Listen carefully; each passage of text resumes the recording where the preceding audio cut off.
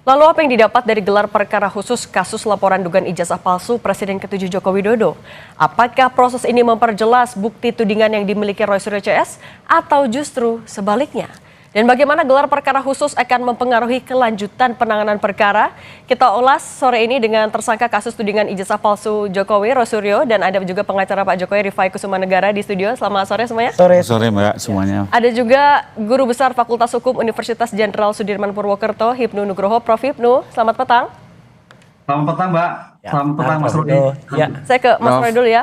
Mas Roy, gelar perkara khususnya dikabulin, ijazahnya juga ditunjukin akhirnya. Anda mendapatkan fakta yang menguatkan tudingan Anda atau justru melemahkan? Sangat menguatkan. Karena makin banyak kebohongan yang terbongkar. Biar Pak Rifai ketawa dulu. Ya. Yang pertama adalah kebohongan Jokowi. Ya, ketika dia ditanya, Anda melaporkan apa? Oh, saya nggak melaporkan apa, yang saya laporkan cuma peristiwa.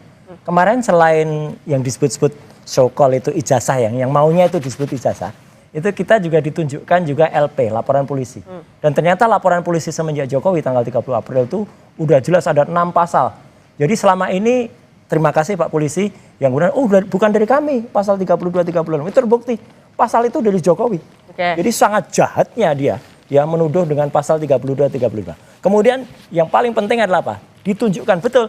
Ditunjukkan tuh ya kayak dulu ketika misalnya ada keluarganya Jokowi waktu itu bahwa ini adiknya Iriana waktu itu bahwa ya hanya ditunjukkan gitu saja. Jadi kami itu jangankan memeriksa ya. Jadi ingat ya, bukan diperiksa. Kami hanya disuruh melihat. Karena untuk megang saja nggak boleh. Karena misalnya untuk melihat kertasnya ya, kita ngintip kertasnya itu benar nggak, kertas tebal atau enggak itu nggak bisa. Jadi itu tetap ada di dalam map dan kemudian dari situ saja. Tapi saya dan Dr. Ismon sudah punya satu kesimpulan bahwa itu tetap 99,9% palsu. Oke, sebentar. Kalau Pak Rifai gimana? 99,99% palsu udah ditunjukin.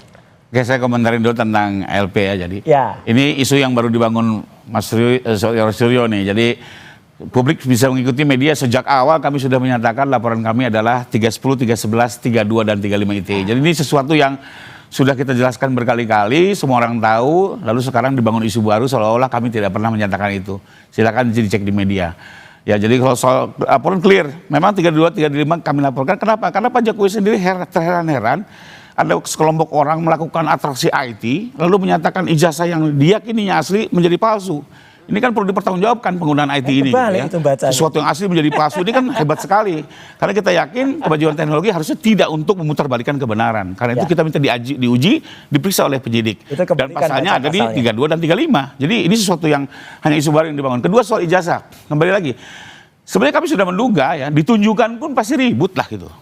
Jadi nggak ada manfaatnya juga. Cuma kemarin karena Pak Direskrim mengambil kebijakan untuk menunjukkan ya kita oke-oke aja. Karena kita nggak takut kok. Sudah diperiksa lapor juga itu barang asli ya. Dan yang menarik satu, minggu lalu Mas Suryo di tempat ini juga menyatakan bahwa ijazah itu harus ada watermark dan emboss. Nyatanya barang itu ada. Jelas terlihat ya. Nggak bisa dilihat. Ada. Nah itu kembali lagi semua orang melihat itu kok. Kemarin semua yang keluar dari ruang gelap juga diwawancara mereka melihat itu. Nah sekarang disangkal oleh beliau. Kembali lagi, jadi sebenarnya kita niatnya baik menunjukkan, tapi kembali lagi kalau itikadnya buruk, ini selalu diputar balik, dibangun isu baru. Sehingga kalau buat kami adalah sudah tidak perlu lama-lama lagi, ajukan ke sidang, lakukan persidangan, semua terbuka, publik bisa melihat gitu ya. Tapi berarti maksudnya gelar perkara khusus kemarin tidak menguntungkan dari kubu Pak Rifai? Buat kami sih nggak ada persoalan, karena juga yang dilempar bukan isu yang menarik. Contoh Mbak, tahu-tahu mengajukan 3 ahli. Ya, buat apa didengar? Ajukan saja, diperiksakan, sudah dikasih haknya oleh penyidik. Silakan didengar. Ini menerangkan. Lalu kedua, membawa-bawa perkara di Mabes, membawa-bawa LP yang nggak diterima. Itu kan bukan konteks yang dibahas di situ gitu ya. Nggak ada ahli yang berani. Saya tadi melihat apa yang disampaikan itu bukan persoalan, bahkan ini hanya sekedar melambat-lambat, menunda-nunda penyidikan soalnya minta gelar gitu ya. Sehingga kemarin pun juga saya bilang ya sudah, kita sudah mengalah semua, ijazah sudah tunjukkan. Cara paling baik adalah selesaikan agar ada kepastian hukum. Oke. Kalau gitu tapi ini dibilang menunda-nunda loh. Enggak menunda. Ini jelas bahwa dengan melihat kemarin ya, saya ini tukang potret tuh bukan hanya dari tahun ini saja ya. Sudah semenjak, ya ini saya tunjukkan aja lah. Nih ya, sudah sejak tahun 95. Saya itu juara 1 fotografer nasional pada saat itu untuk ini menterinya waktu itu masih Pak Yud Afe. Jadi saya bisa tahu foto itu asli dicetak dari kertas warna atau foto itu reprinting lagi, dicetak ulang. Meski hanya melihat saja. Oh iya, kalau itu kelihatan lah. Caranya apa? Kertas foto yang itu disebut pas foto itu terlalu kontras. Dan kalau untuk 40 tahun usianya, karena ini kan disebut ijazah ini konon kan, itu kan disebut ijazah ini kan ini bukan ijazah yang kemarin ya, ini yang diupload oleh si Dian Sandi, kemudian dikoreksi, dipalsukan lagi oleh Andi Aswan ya. Tapi kira-kira fotonya saja itu sangat kontras kemarin. Foto yang sangat kontras itu tidak bisa dihasilkan dengan apalagi dengan kualitas sudah 40 tahun lebih. Foto dari coba lihat ijazah-ijazah yang lain, teman-teman yang lain, itu pasti sudah memudar karena kemis, karena kualitas kimia. Kalau foto yang tidak memudar, itu berarti cetakan baru. Itu satu. Yang kedua adalah juga tetap ada yang namanya garis ini. Ya, garis ini yang palsu juga ada nih yang diupload oleh Dian Sandi dan Andi Hasan Tuan. Ini garis ini nggak mungkin tuh sebuah ijazah asli. Karena itu adalah printing, reprinting, sekali lagi reprinting. Okay. Dan logo ini harusnya emas. Kalau orang UGM asli tahu logo ini harusnya warna emas, dan kalau sudah berusia di atas 10-15 tahun, lihat semua ijazah rata-rata kemudian blobor itu artinya koyak gitu ya, atau melebar. Ini enggak kemarin. Anda melihat ada kejanggalan di situ. Kalau gitu kita ke Prof Hipnu dulu, Prof Hipnu. Tapi sebenarnya ketika gelar perkara khusus itu dilakukan, kemudian ijazahnya ditunjukkan kepada tersangka dan juga kubu dari pengacara, maknanya apa? Seberapa signifikan ini untuk membantu kasus? Ya, gelar perkara itu kan sebetulnya untuk memastikan suatu perkara itu berjalan sesuai dengan koridor hukum. Memastikan bahwa bukti itu bernilai dalam suatu nanti pembuktian. Memastikan tentang lokus deliktinya. Memastikan tentang tempus deliktinya. Semua memastikan sebelum dibangun suatu persidangan. Kan gitu, Mbak. Oleh karena itu sebagai bentuk ijazah itu juga dipastikan ada. Itu yang dilakukan kalau dalam perspektif polisi yang nanti dalam penuntut umum itu memang perspektif beliau kan gitu kan, perspektif yang membuktikan nanti dalam suatu persidangan lah. Mas Roy juga perspektif yang berbeda. Ini suatu sampai kiamat tidak ketemu ini Mas, agak ketemu lah, ketemunya nanti di persidangan. Disitulah nanti sebagai bentuk persiapan apa yang dilakukan oleh Polda Metro yang kemudian melimpahkan pada penuntut umum itu mempunyai kualifikasi nilai atau tidak kan itu. Yang sementara ini pasti diyakini mempunyai nilai. Tapi apakah itu nanti betul atau tidak? Pembuktian di persidangan. Disitulah yang pasal 311, Mas Roy Suryo mau tidak mau harus diberikan kesempatan untuk membuktikan. Ijazah yang diberikan seperti apa? Karena ini berkait dengan alam fitnah. Kan itu loh. Fitnah itu berkait dengan sesuatu yang tidak betul. Yang tidak betulnya di mana? Mudah-mudahan nanti di dalam pembuktian itu ada suatu egaliter. Karena ini pembuktian forensik yang kita orang hukum tidak tahu. Forensik itu adalah ilmu pengetahuan untuk membantu membuktikan. Nah, disitulah nanti hakim harus melihat suatu luas tentang antara bukti satu, bukti yang lain, antara satu-satu dengan yang lain. Disitulah nanti suatu persidangan akan terlihat seperti yang kita harapkan. Kalau ke persidangan, berarti kan bukti yang dikantongi polisi juga sudah cukup. Kalau dari Pak Rifai sudah cukup apa belum? Siap apa enggak kalau dibawa ke pengadilan? Tapi sebentar dulu Pak Rifai. Kita akan lanjut lagi usai jeda, tetap bersama kami di Kompas TV. Masih bersama kami ada Mas Roy Suryo, Pak Rifai, dan Prof Hipnu di Kompas Petang. Saya lanjut lagi ke Pak Rifai. Pak Rifai, tadi kalau kata Prof Hipnu, ini udah gelar perkara khusus, narasinya nggak akan beres-beres. Nah, kalau dari Anda gimana? Ini akan mendorong cepet-cepet aja deh ke pengadilan apa gimana? Menurut saya biar ada kepastian dan diselesaikan di forum yang tepat ya ke pengadilan. Karena kembali lagi kalau ini terus dibiarkan ya isunya loncat-loncat terus. Kita ingat di awal, Mas Suryo kan mempersoalkan tanda tangan rektor diduga palsu, jenis huruf, bahkan itu punya Dulmatno. Sekarang isu ini udah hilang, berubah terus berganti-ganti. Kemarin isunya ada emboss, ya ada lagi apa namanya watermark, sudah ada, ternyata loncat lagi makin sekarang kan? Ketajaman foto gitu ya. Jadi Pak Roy seolah-olah ilmu segala apa ahli segalanya. Tapi kan kemarin kalau diikuti terus kan nggak selesai, Pak. Tapi ya, kalau menuju sampai pengadilan masih mendorong. Poslapor sudah bekerja profesional. Ini ijazah ini dibandingkan dengan ijazah-ijazah lainnya. Apalagi skripsi itu sudah dibandingkan juga dengan fakultas-fakultas lain. Jadi biarlah ini semua justru dibuka nanti oleh jaksa. Apa saja alat bukti yang dimiliki, bagaimana administrasi pemilihan Pak Jokowi ya. Karena kami yakini kebenaran adalah kebenaran dan tidak bisa diputar balik dengan rekayasa IT maupun narasi yang dibangun di era post-truth. Tapi akan masih mendorong, ini status tersangka tapi masih belum tahan, akan masih mendorong ke arah sana nggak? Oh kalau Pak Jokowi nggak penting soal upaya paksa ya. Artinya kalau kami lebih penting adalah agar soal apa namanya ijazah ini clean and clear ya. Kalau istilah beliau loud and clear ya. Kedua, nama baik Pak Jokowi dipilihkan. Nah, kalau Mas Roy gimana? Kalau kata Prof Hipnu nggak akan beres-beres meskipun udah gelar. Iya harus beres. Yang jelas apa? Bukan kalau Pak Rifai mengatakan bergeser. Enggak bergeser. Semua tetap sama, konsisten. Bahkan makin jelas kebohongannya. Ya udah jelas kemarin terungkap lagi pas fotonya ya gitu. Dan kemudian kalau orang mengatakan itu emboss kelihatan. Enggak. Embos itu harus diperiksa dengan misalnya diperiksa apakah dia benar-benar embos. Karena gini, kita sekarang sering lihat ada wallpaper misalnya, ada tegel, itu kelihatannya embos, tapi ternyata setelah dipegang dia rata. Itu karena apa? Karena permainan grafis. Nah itu kemarin juga bisa hanya permainan yakin grafis. Di pengadilan nanti akan bisa dibuktikan kalau... Harus dibuktikan karena misalnya nanti harus kita boleh benar-benar memegang, merasakan, kemudian juga menerang dan harus bisa membalik. Kalau dibalik nanti akan kelihatan. Nah ini, apakah logo emasnya itu blobor atau enggak? Dan ada satu lagi, saya memang tidak semua saya buka. Karena kalau saya buka semua, nanti semua diikutin. Dulu juga mungkin belum ada tuh watermark, belum ada embosnya. Terus begitu kita ngomong watermark embos, tambahin. Belum ngomong ini, tambahin. Gitulah. Jadi sebenarnya kita tahu lah semuanya. Karena apa? Karena yang ada di KPU itu kan nggak ada semuanya. Embosnya nggak ada, watermarknya nggak ada semua. Tambahin masih sedikit-sedikit katanya Pak Rifai. Bener nggak? Kan? Ya, masyarakat juga tahu lah. Ini kan fitnah nih kayak begini-gini ya. Kemarin sudah dijelaskan bahwa ini sudah disita sejak pertengahan tahun dan ada izin pengadilan. Ini juga menarik. Bagaimana soal mungkin tahu-tahu ini ditambah-tambah hanya gara-gara minggu kemarin beliau bicara itu. Ya mungkin teman-teman polisi bisa tahu sendiri lah. Mereka yang nyimpan ini menyita. Justru ini. Soal disita ini menarik polisi, Pak. Merekayasa nih. Disita tanggal 23 Juli. Tapi Oktober ada orang namanya Budiari. Ya itu bilang di Solo. Saya lihat barusan ditunjukkan. Katanya Juli disita. Kok Oktober barusan ditunjukkan?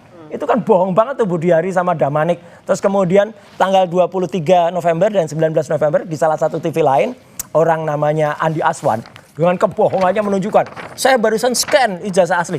Lah kalau barusan scan tuh berarti sebelum nggak mungkin sebelum Juli kan?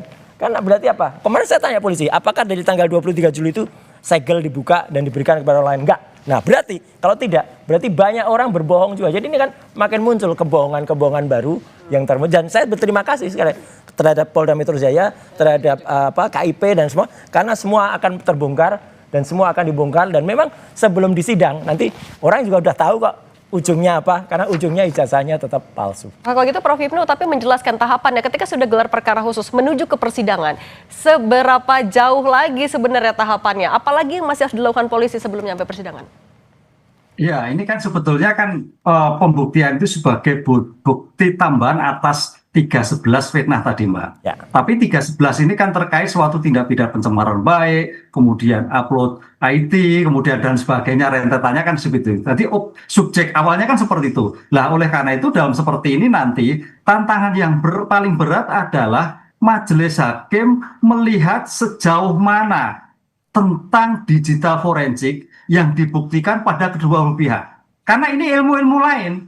Hakim sarjana hukum, jaksa sarjana hukum, penuntut umum sarjana hukum. Sedangkan ini adalah ahli digital yang bisa mempercayakan. Maka dalam konteks hukum sebagai keterangan ahli forensik itu nanti keterangannya bebas. Bisa dipakai, bisa tidak oleh hakim. Sepanjang hakim melihat sebagai bentuk apa yang terjadi. Apalagi nanti dalam KUHA baru, nah ini yang menarik, adalah ada pengamatan hakim. Pengamatan hakim yang luas dari pembuktian yang awal sampai pembuktian sekarang diberikan keleluasaan. Kalau dulu kan petunjuk. Ya. Dengan demikian tantangan seperti ini akan melihat mana yang benar. Itulah nanti akan dilihat dalam konteks KUHA baru sebagai pengamatan hakim dari sejarah panjang proses pembuktian sampai di dalam proses pembuktian di persidangan yang menggunakan ahli forensik. Di situ tantangan yang paling cukup menjadikan perhatian kita. Sudah ada 22 ahli. Ya. Sudah ada 22 ahli. Nah, tapi kita ke Mas Roy dulu ya. Mas Roy. Nah, menuju ke pengadilan nantinya, apa yang Anda lakukan, apa yang Anda siapkan, pede enggak apa yang Anda tudingkan akan terbukti justru di pengadilan? Sangat pede, karena kemarin pun kita mengajak sudah 3 ahli ya kemarin. Ada ahli yang sangat profesional dan sangat pengalamannya Prof Tono Saksono. Ada satu ahli Dr. Ridho Liwadi. Kemudian ada juga Dr. Ridho Rahmadi. Kemudian ada ahli pidana. Yang ahli pidana bahkan berkonsultasi dengan sangat bagus kemarin dengan Pak Dileskrim dengan Pak Propam ya, bukan Pak Propam, Wasidik ya. Kemudian bahkan mengakui nanti kalau ada berarti ada beberapa prosedur yang salah yang itu harus dipenuhi. Terus kemudian beliau perintah penyidik coba cek dulu langkah-langkahnya udah betul atau belum. Nah jadi dari situ udah kelihatan kalau kemarin tuh banyak sekali proses-proses yang tidak tepat. Dan kemarin dengan ada 3 ahli itu aja dan bahkan kita nunggu kemarin katanya ada ahli IT juga yang mau dihadirkan oleh pihak sebelah ya, pihak Parify. Kita tunggu dari awal sampai akhir nggak muncul tuh hidungnya tuh yang namanya Joshua Sinatila. Nggak muncul-muncul kenapa tuh Parify? Awalnya sudah didengar oleh penyidik, 22 Nggak berani orang. tampil dia. Nggak perlu dimunculkan, nanti bisa disidang. Karena begini, Ya, karena barang bukti itu kalau ditunjukkan di awal-awal justru bisa menjadi merintangi penyidikan. Ya, makanya mungkin Prof. Nino bisa meluruskan nih bahwa ada barang bukti yang bisa ditunjukkan ke tersangka, ada barang bukti yang nanti di persidangan. Misalnya kalau ada kejahatan, hasil kejahatan betul dikonfirmasi, tapi alat bukti lain nanti di sidang. Nggak berani nih nutupi kebenaran CCTV video itu nanti di ujung saja. Nanti baru diperdengarkan di waktu yang tepat. Justru kalau semua ditunjuk-tunjukkan, mulai membangun alibi-alibi, mulai pembelaan-pembelaan secara tidak tepat gitu ya. Ya kembali lagi ini memang aturan sidang seperti itu. Dan kita kalau saya sih kembali lagi, kita dorong ke persidangan segera. Publik menilai secara terbuka. Ahli forensik akan membahas terkait dengan apakah rekayasa IT yang dilakukan oleh Bang Roy Suryo dan kawan-kawan ini benar adanya, apakah betul aplikasi itu bisa menyatakan ijazah Jokowi menjadi punya Nurtanto, itu kan harus dipertanggungjawabkan kan gitu kan. Ini menarik soalnya, ilmu baru nih. Harus rubah langsung. Sebenarnya Pak Nurtanto sendiri sudah didengar keterangannya, menyatakan itu bukan jasa saya gitu ya. Oke, tapi kalau melihat dari memang bukan di saya, tidak mendalui wajahnya, monggo nanti kita lihat ke sana. Tapi kalau melihat penyidikan sudah dilakukan sejauh ini, Anda meyakini proses yang dilakukan polisi akan bisa menguntungkan Anda juga? Membuktikan. Saya sudah lihat mereka sudah bekerja sangat profesional ya, dengan saksi di atas 100, bukti surat sampai dengan 700, ahli 22, menurut saya sudah cukup ya. Sekarang ini hanya tinggal memberikan kesempatan tersangka mengajukan ahli-ahlinya. Kenapa?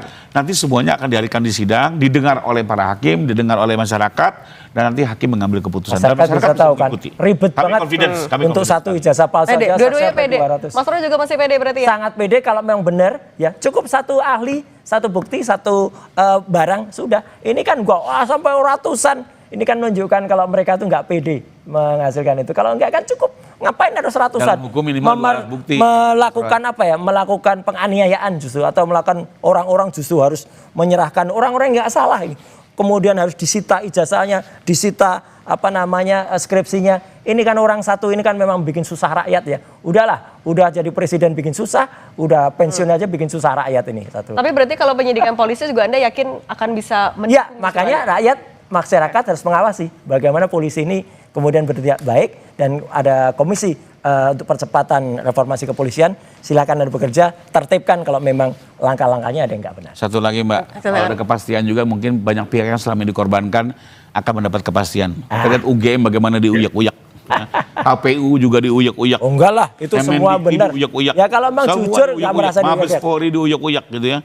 Nah, UGM justru kasihan. Mudah-mudahan kalau ini clean and clear.